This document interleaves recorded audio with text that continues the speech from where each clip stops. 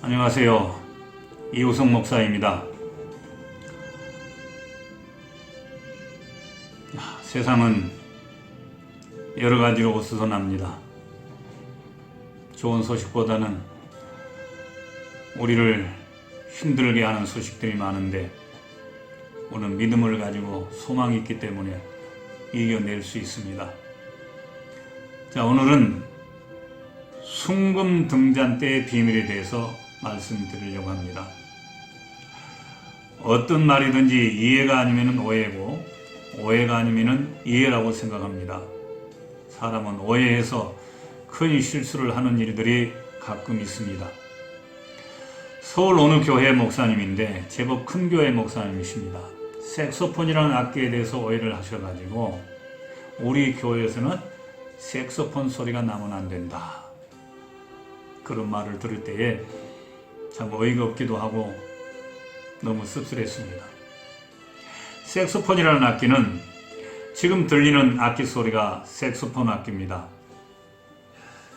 이 악기는 1840년에 벨기에 아돌프 sak스라는 사람이 발명해서 악기로 사용을 해가지고 우리 발음으로 색소폰이라고 불리는 겁니다. SEX가 아니라 SAX입니다. 서울의 어느 약국의 약사님인데 제가 식사를 한번 같이 하자고 그랬더니 우리 목사님이 외식하지 말라고 그래서 외식을 안 한답니다. 참 제가 대답할 말이 없었습니다. 사람은 이렇게 무엇이든지 이해를 못하고 오해하면은 실수를 할 수 있습니다. 왜 제가 이 말을 드렸냐면은 유대인들이요, 하나님의 아들 예수님을 죽인 것도 예수님을 크게 오해했기 때문입니다. 오해가 이렇게 무서운 겁니다. 예수님은 너희가 성경도 하나님의 능력도 알지 못함으로 나를 오해했다, 그렇게 말씀합니다. 오늘 여러분은 순금 등잔 때의 비밀을 통해서 하나님의 선하시고 기뻐하시고 온전한 뜻이 무엇인지 이해할 수 있는 시간이 되셨으면 하는 간절한 마음뿐입니다. 성경책은요, 하나님의 비밀들로 가득 차 있는 마치 비밀 창고와 같은 그런 책입니다.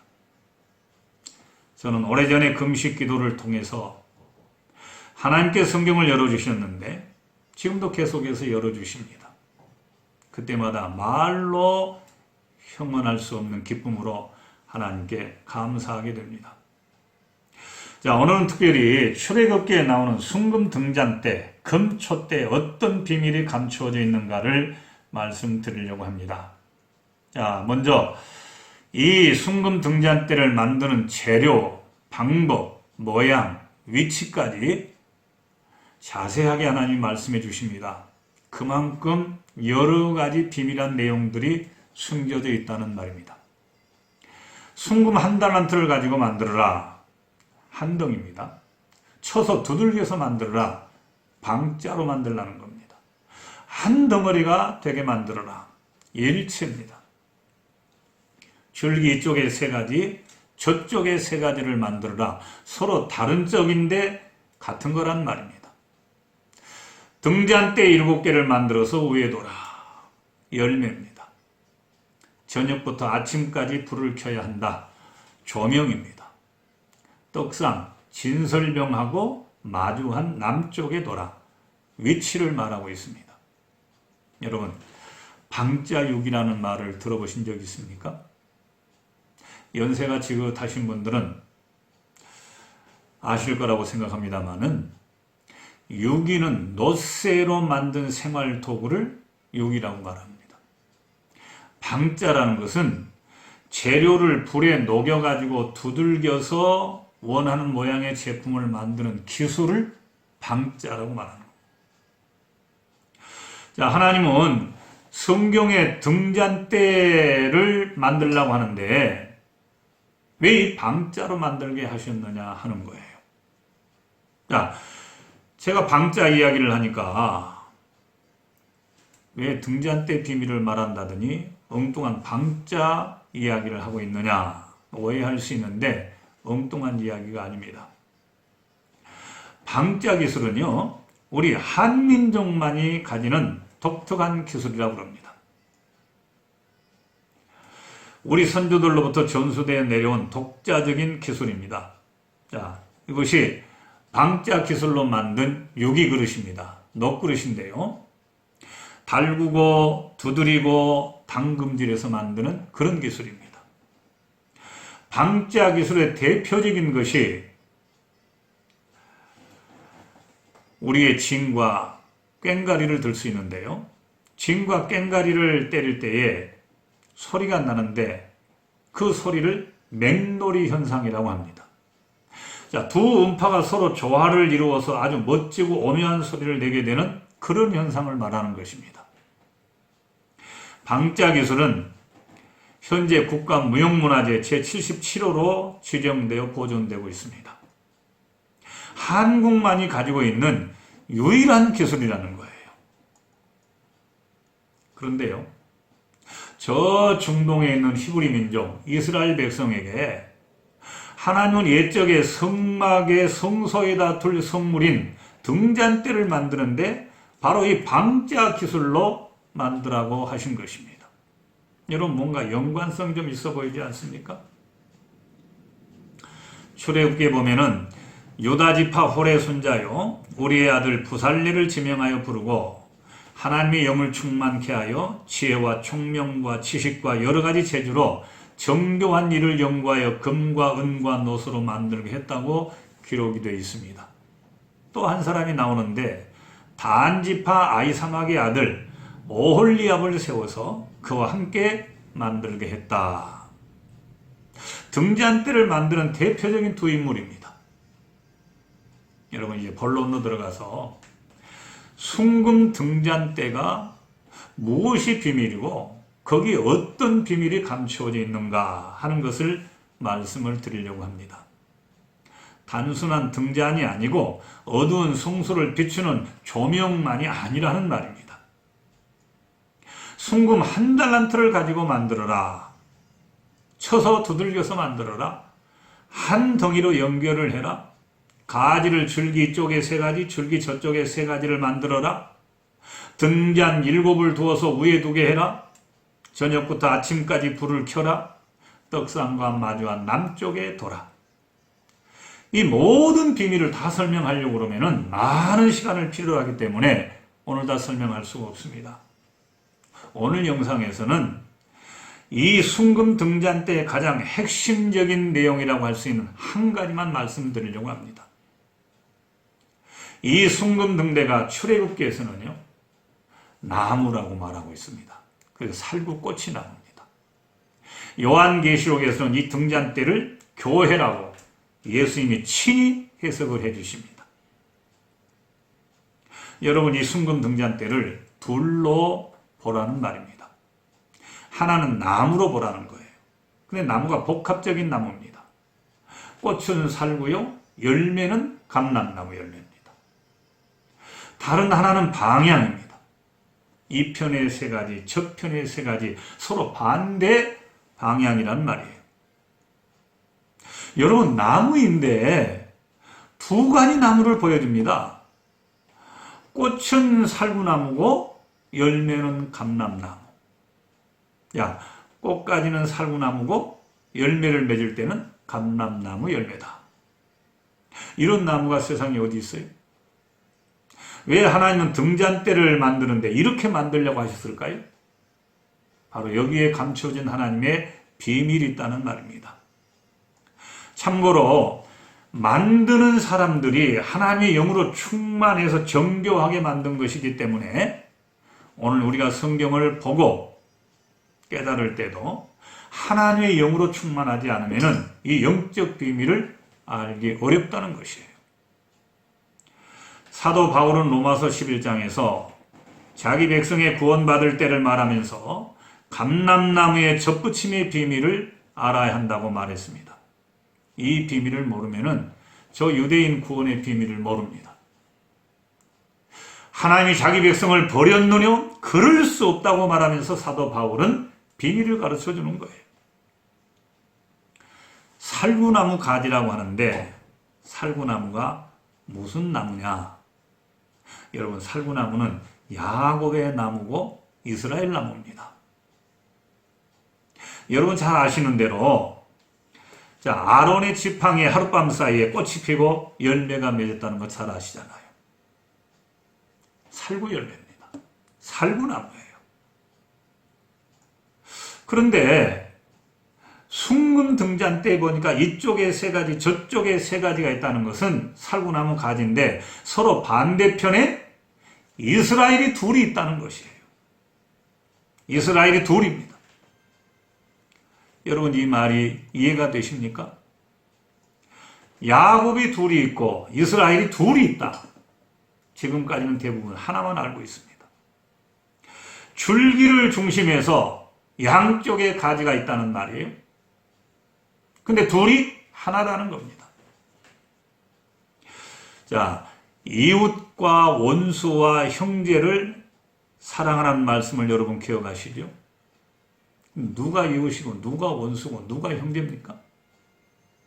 이웃도 되고 원수도 되고 형제도 되는 사람인데 이런 사람이 있다는 말입니다. 자, 살구나무도 되고 감람나무도 되는 사람이라는 말이에요.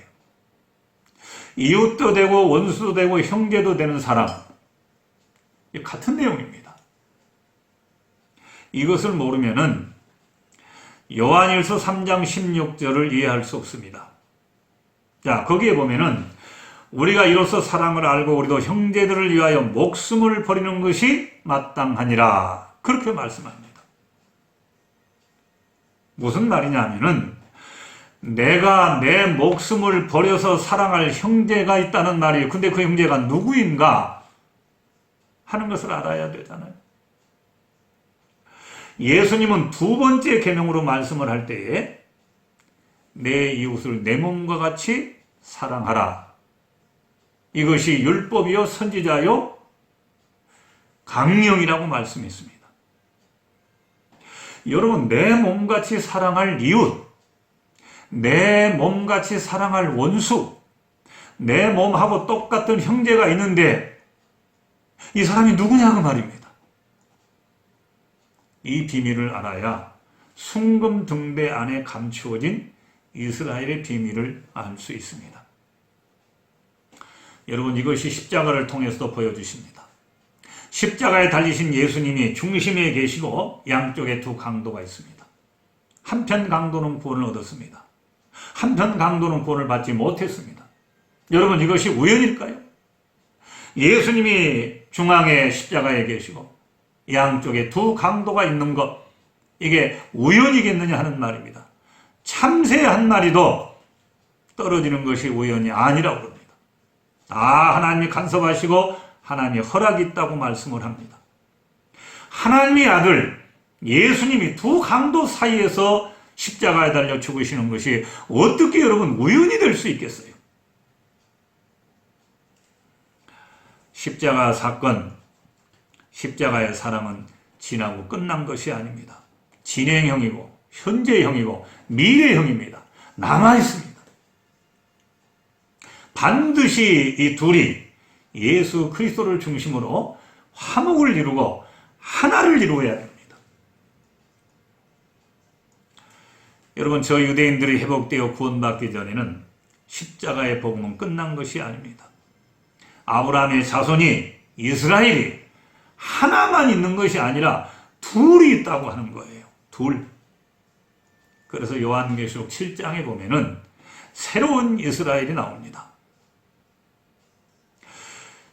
열매가 감람나무인 것도요. 자, 이방 땅에 있는 이스라엘은 돌감람나무였는데 참 감람나무 가지가 꺾여서 접붙임이 되므로 참 감람나무 진액을 받게 되었고, 다시 이 감람나무 가지가 참 감람나무인 이스라엘에 가서 접붙임이 되므로 온 이스라엘이 하나가 되어 이스라엘의 구원이 완성된다고 하는 것이 로마서 11장에서 사도 바울이 우리에게 알려진 비밀입니다. 여러분, 순금등대는 교회를 보여준 것입니다. 출애굽기에 나오는 순금등대가 요한계시록에 다시 나오는 것은 순금 등잔 때 금촛대의 비밀을 알고 이편의 세 가지와 저편의 세 가지를 하나로 만들기 위해서 형제를 찾아서 내 몸같이 사랑하려고 하는 그런 교회에, 그런 성도에, 그러한 종들에게, 그런 사람에게 다시 오실 예수님은 함께 계신다고 하는 것입니다. 이것이 순금등대의 비밀이고 한국교회가 나갈 길이고 하나님이 우리에게 주시는 사명입니다. 한국교회는 순금등대의 비밀을 알고 이 빛을 가지고 일어나 빛을 발해야 합니다. 저 북한 땅에 갚아야 할 빚이 있고 전 세계와 이스라엘에 반드시 갚아야 할 사랑의 빚이 있습니다. 하나님은 홀이라도 남기면 안 된다고 말합니다. 다 갚아야 된다고 말합니다. 우리 이 빚 갚아야 합니다. 그러기 위해서는 예루살렘을 향해서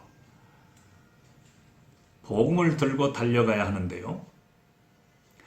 그렇지 않으면은 말과 혀로만 사랑하고 있는 사람이지 행함과 진실함이 없는 사람입니다. 이런 사람은 하나님을 사랑한다고 말은 하지만은 거짓말하는 사람이라고 분명히 성경은 요한일서에서 가르쳐줍니다. 하나님을 사랑하는 것은 이것이니 곧 그의 계명을 지키는 것이라고 했습니다. 한국 교회는 이 비밀을 깨닫고 복음을 전해야 하는데 선교하는 것은 생색만 내고 정말 갚아야 할 빚이 있다는 것을 모르고 있다는 말입니다. 여러분, 빚이 있습니다. 많은 사람들이 한반도 지도형을 말할 때에 한반도 지도가 호랑이 모양이라고 그럽니다. 어떤 사람은 토끼 모양이라고 그럽니다. 전혀 안 맞는 말입니다.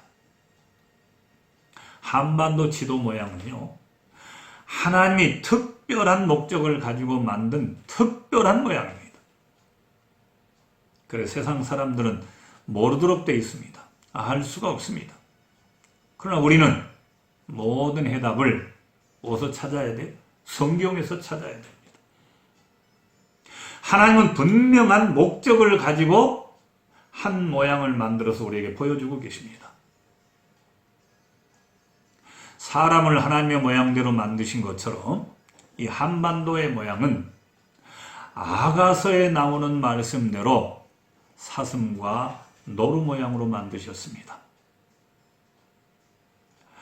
예루살렘을 바라보는 목마른 사슴의 모양이고 묶여있는, 누워있는 사슴과 노루 같은 모습입니다. 제가 어느 하가 한 분에게 한반도 지도를 사슴의 모양으로, 그것도 누워있는, 엎드려있는 사슴의 모양으로 한번 그려보라고 했더니 도무지 그릴 수가 없다고 그래요. 못 그리겠답니다. 그런 모양이 안 나온다는 겁니다. 누구도 그렇게 말한 적이 없다는 겁니다. 한번 그려보십시오. 이분이 마지 못해서 그리셨는데 깜짝 놀라요. 목사님, 어떻게 이런 그림이 나옵니까? 자, 그분이 그린 그림이 바로 이 그림이에요. 여러분 잘 보십시오. 한반도의 그림 모양입니다. 근데 사슴의 모양입니다.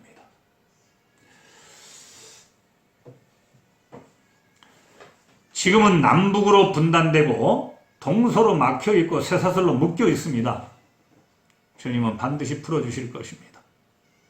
머지않아 이 누워있는 사슴을 주님이 흔들어서 깨우고 묶인 줄을 풀어주셔서 뛰게 하실 때가 올 거라고 생각합니다. 풀어주실 때에 일어나서 힘차게 달려가야 합니다. 그리고 온 땅에 빛을 발해야 됩니다. 전도서에 이런 말씀이 있습니다. 해는 그 떴다가 지며 그 떴던 곳으로 빨리 돌아가고. 여러분, 해가 떴다가 지는 거, 그 다음에 다시 뜨는 거, 이거 누가 모릅니까? 근데 하나님 왜 전도서에서 이런 말씀을 하고 계시죠? 바람은 남으로 불다가 북으로 돌이키며 이리 돌며 저리 돌아 불던 것으로 돌아간다고 말씀합니다. 돌아간다는 거예요. 여러분, 오순절에 성령의 강한 바람이 불었던 것처럼요, 다시 한번 이 마지막 시대에 그보다 더 강한 동풍의 바람이 불게 될 것입니다. 동풍으로 하나님의 홍해바다에 길을 내셨던 것처럼 하나님은 이 땅에 길을 내시고 대로를 열어서 장애물들을 다 제거하시고 십자가 복음을 가지고 예루살렘으로 돌아가게 하실 줄로 믿습니다. 왔던 곳으로 다시 돌아가게 됩니다. 어디서 왔습니까? 예루살렘에서부터 온 유대와 사마리아와 땅끝까지 이르러 내 증인이 되라고 말씀하셨지 않습니까? 땅끝까지 왔다면은 왔던 곳으로 다시 돌아가야 합니다. 이게 원리예요. 자, 이것이 여호와의 대사요 세일이요 늦은 비 성령의 완전한 7영의 역사입니다. 한국교회와 성도 여러분, 저는 30년 전부터 이 비밀을 깨닫고 기도하고 인내하면서 때를 기다려왔습니다. 이제 그때가 심히 가까운 것 같습니다. 주님은 지금 한국교회 종들과 성도들을 흔들어 깨우고 계십니다. 하나님의 방법은 너무 다양합니다. 여러분, 깨울 때에 일어나야 합니다. 전염병, 바이러스, 이거 절대 우연이 아닙니다. 예배를 소중하게 생각해야 됩니다. 교회 문을 닫는다고요? 예배 못 드리게 하겠다고요? 하나님 일을 가로막는 겁니다. 안 됩니다. 이 모든 것이 여러분 우연이 아닙니다. 점점 어떻게 진행이 되어 갈 것인가 여러분 내다봐야 합니다. 일어나서 광명한 새벽별을 보고 별의 인도를 받아야 합니다. 어린 양이 어디로 인도하든지 그분이 가시는 대로 따라갈 수 있어야 합니다. 지금 주님은 어디에 계시는지, 어디로 가고 계시는지, 무슨 일을 기뻐하고 계시는지 우리가 알아야 합니다. 깊은 밤이 지나가고 찬란한 여명의 아침이 다가오고 있습니다. 이전 일이나 옛적 일은 비교도 되지 않을 만큼 하나님의 대사가 나타날 것입니다. 여러분, 오순절로 돌아가는 역사가 아닙니다. 돌아가면 안 됩니다. 하나님은 뒤로 물러나는 자를 기뻐하지 않는다고 말씀합니다. 오순절 때보다 7배나 강한 하나님의 새로운 역사, 성령의 복된 장마비 같은 역사가 우리 앞에 남아 있습니다. 겨자씨 하나의 믿음만 있으면 이 산을 들어서 바다에 던지라 해도 그렇게 될 것이라고 예수님 말씀했는데 지금 이 믿음이 있습니까? 이 믿음에 대해서도 오해하는 일들이 너무 많습니다. 사람이 마음으로 바라고 원하는 대로, 기도하는 대로, 말하는 대로 이루어지는 이런 형통한 하나님의 권세 역사가 앞으로 있게 됩니다. 하나님이 사람을 그렇게 시시한 존재로 만들지 않았습니다. 지금은 어떤 사람도 만족함이 없습니다. 흡족함이 없습니다. 그러나 하나님은 때가 되면은 우리가 원하는 것, 바라는 것, 기다리는 것에 흡족한 것으로 만족함을 갖게 해서 그 만족감을 가지고 하나님 앞에 할렐루야로 노래하게 되는 이런 일이 있을 것을 믿습니다. 이 일이 한국교회를 통해서 하나님이 하시겠다는 겁니다. 하나님이 그렇게 정하셨습니다. 여러분, 이 비밀을 순금 등잔대를 통해서 우리에게 알려주고 계십니다. 이 일이 한국교회가 죽음을 두려워하지 않고 감당해야 될 그런 일입니다. 저는 개인적으로 전광훈 목사님이라는 분을 잘 알지 못합니다. 유튜브를 통해서 어느 날 알게 됐고 그분을 위해서 기도하게 됐습니다.